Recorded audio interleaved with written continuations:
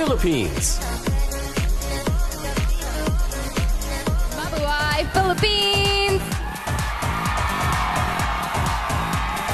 Rabiya is currently an ambassador for her country's Department of Education. This 24-year-old cum laude graduate and rap fan works as a teacher and enjoys writing stories and acting in her spare time. Philippines!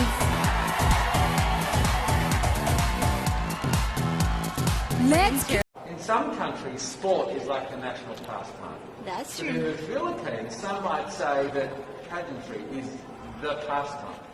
That's true. You know what? In the Philippines, we have pageants all over the places. Yes, we have pageants in the barangay, in school, national, local. That's why we really love Miss Universe. It's like it's giving pride and putting the Philippines back on the pedestal. That's why there's an added pressure as a candidate coming from a pageant-loving country. But it's a good pressure. I always look up to our former Miss Universe Philippines. They really did well in the competition. And now this is my time to show who I am, to offer what Rabiya can show to the rest of the universe. So I'm very happy, and at the same time, I'm excited to make all my kababayans proud, and hopefully I do. Why do you think it is that the Philippines love pageants? They have appreciation for beauty. We do love pageant because we used to think that we wanted to be included in the world, I have to be honest, in the Philippines, my skin color used to be not the standard of beauty. I was obsessed whitening my skin because these are the kinds of beauty queen we see on the mainstream. But things were different now. That's why I'm very proud to be a morena. In the Philippines, we call it morena. It's brown skin girl. And to be able to represent, my color, my identity as a true Filipina. Tell me about your journey to being crowned Miss Philippines. In a world that, in a country I should say, that loves pageants. That must have been a very intense process. Tell me about, your journey to being Miss Philippines. Well, my journey was crazy. You know what? I started to be a dark horse. Nobody noticed me. Nobody knows I was in the competition up until the preliminary and the coronation night. And when I won, I received different comments. Of course, there were people who didn't expect me to do well, who think that I cheated. That's why I need to redeem myself in Miss Universe. I really need to do well in this competition. And the thing is, I love pressure. I love criticism. I get better every day with that. You tell me I cannot do that, I turn to you and I'm going to say that, no, I can do it for myself. Good for you. So how does it feel then to be on the global stage? How do you feel to be here in this moment, right now? It's crazy, but I'm overwhelmed with the support, not just from the Filipino community, but also from Thailand, Latin countries who do appreciate me as a candidate, as a person. It motivates me that I am beautiful, I can offer so much in this world, and when somebody believes in you, it gives you that extra energy to really do well and perform well. Do you have a sense with the girls, all of the girls competing, you're competing, but is there a sense of camaraderie with all of the girls? Is there a real spirit to, sort of motivate each other to do better?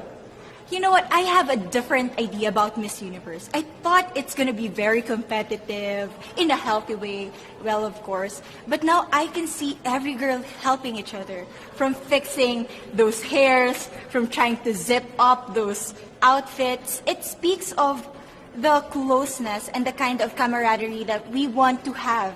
The goal of Miss Universe is not just to crown one girl, but also to build a genuine and long-lasting friendships among us. Would you say within the Miss Universe world, the contestants, is there a sisterhood? Are you sisters? There is sisterhood. I can say I was able to talk to different representatives from different backgrounds, different cultures. And despite our differences, there's so much to be highlighted in what binds us together.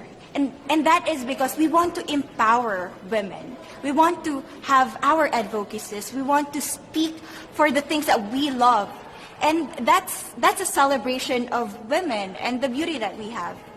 So coming out of this week, obviously you would love to be crowned Miss Universe. Of course. And that would be wonderful, of course, for any of you. But what else will you take out of this week? What do you think you will feel at the end of this week, regardless of the result? How will you be a different person? It's the growth and the development that I was able to have during preparing for this dream. I will be honest, there was a moment that I lost my identity because I was put under pressure. I was in that position in which I feel like I'm not good enough. I'm not a good representative of my country, but I was able to bounce back stronger. And if I was able to do that for Miss Universe, I will be able to do that in life. That is my greatest takeaway from Miss Universe.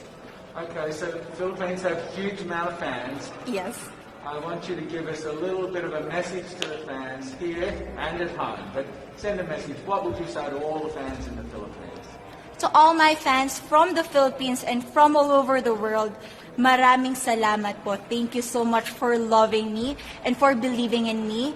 It means a lot to somebody who is so naive in this industry, who has no idea how to become a beauty queen on the first day of my journey. But because of your love and support, I was able to be the woman that I am today. And regardless of the result, I may or I may not win the crown, but one thing is for sure, I'm gonna make you all proud.